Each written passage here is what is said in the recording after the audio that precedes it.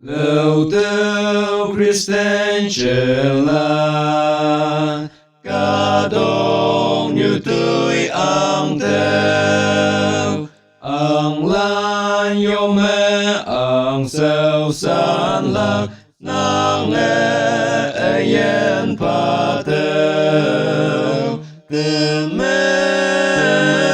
yong theo yung wan pa nang nhẹ nang từ me yong theo Khristan Jinla ốc vương nghi nè tai theo Lüotüoh Khristan Jinla y ang trình e ta nang nhị pi mong mai ye wang ai đâu wang nhang ma ne tâm theo tâm me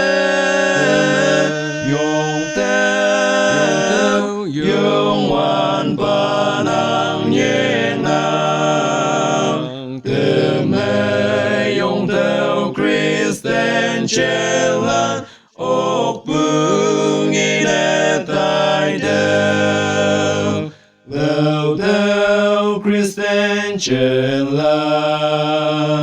bư mai đâu kẻ ta nang chỉ su en nang te wong pai y ye nang yong tâm lạc tâm me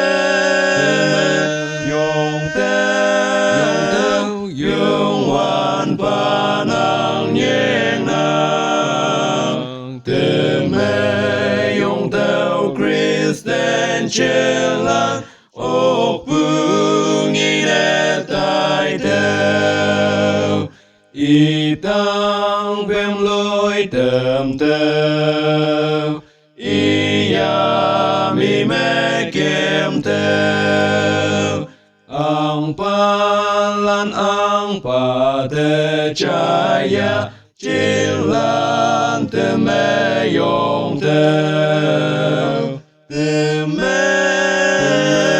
yong theo yung wan pa nang nhẹ ngang te me